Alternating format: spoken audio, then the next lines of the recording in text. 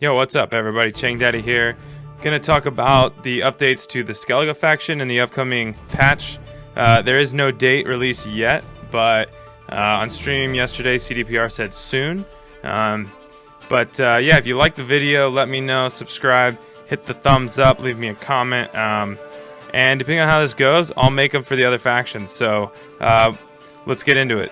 All right, Harold, so he used to remove 3 strength from all weakened units and 2 strength from all other units, including golds.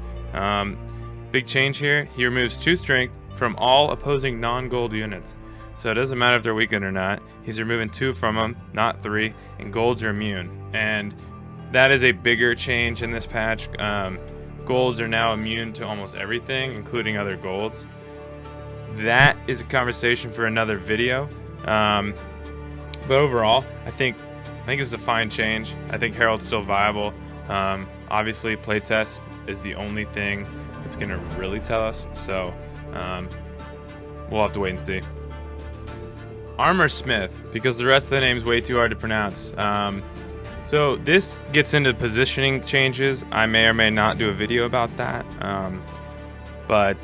Reset self if weakened, and weaken non-gold units within 4 spaces to the left to their base strength. And so this card, right now it's a little OP. It resets the entire row, and that's like way too powerful for a bronze unit. I didn't have any footage of this, so I'm just gonna play it right now. There we go. Alright, that's my Armorsmith footage. Alright, next up we got Donner. Basically, same card, different, or slight tweak to his mechanic. Currently, he draws a random card and discards a random card from your deck. The new ability is you draw a card, you may keep it or discard it and draw another. And we've seen something similar to this on Cantarella. So basically, if Stennis and Cantarella had a baby, this is what the new Donner is. And because his ability has gotten better, because it's an upgrade, they have adjusted his strength accordingly. He's not a 10 anymore. He is now a 13. I think he's still completely playable. And I'm still going to include him in my decks. Alright, so Berna, pretty significant change to her. She used to be a 13, she's a 10 now, so it seems like a buff, and in a sense that part is, but she doesn't draw 3 cards anymore, she draws 2.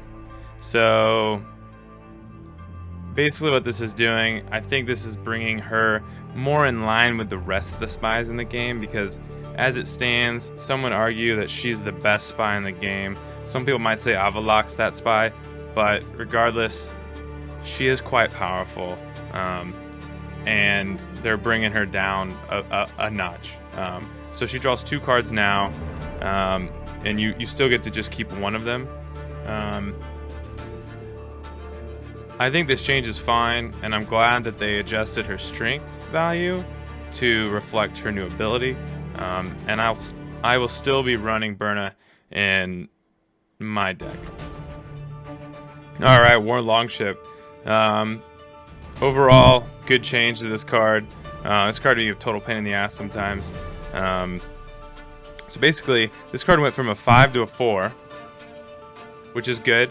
I'm not sure it was totally necessary. I think it was fine as it was at a 5. I'm not sure what kind of difference a 1 strength, 1 lower strength is going to do. More importantly, we'll find out if that really matters later. But more importantly, is its ability. Basically, it used to damage you whenever your opponent or its owner discarded a card, or a card was removed from the board. And I think that was totally OP. This card synergizes with discard decks. I get that. And so damaging you on discard, perfectly fine with me.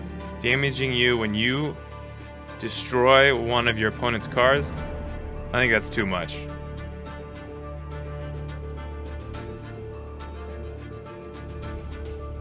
Restore. Alright, what's up with restore? Add 2 to the base strength of a non-gold unit. So that's the same. Here's where it gets different. Non-permadeath. So, strength of a non-gold, non-permanent unit in your graveyard, then resurrect it. So basically, CDPR doesn't want you restoring or resurrecting permadeath units anymore. Well, I mean, I'm gonna be honest, that makes sense because the word permadeath, I mean, doesn't that mean alive like once? So, to me, this isn't a horrible change. I mean, yeah, as someone that mains Skellige, I would rather have the old restore, but I think I can live with this change. Ultimately, I think Sigdrifa might provide more strength value over restore at this point. So, you know, I used to run both of them. I used to run Sigdrifa and restore, but you know, I'm thinking I will probably drop restore. You know, maybe I'm gonna look at Holger Blackhand now. But restore was basically an auto include for Skellige, and I'm not sure that's the case anymore. Holger Blackhand, this guy. Oops. Not a lot to say here. He's exactly the same, except for he's going from a 4 to a 6. Is that good? I think it's good. You know, I don't play him a lot right now, and that's just because he's too weak. There's too many things that could take him out. Now, making him a 6, well, he's now out of reach. Cards like Marta Brake, Wild Boar the Sea, any card that can do a 5-point swing, he's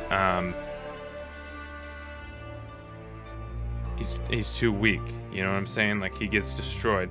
Let's see, Thunder, Alzur's Thunder, still totally can take him out. And then again,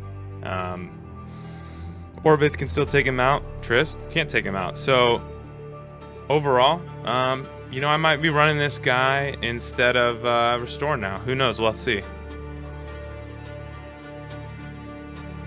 Alright guys, that's it for Skellige changes. The whole idea here was I just really wanted to present the changes. I would love to discuss details with you. Hit me up on Twitch, 6 a.m. weekday mornings.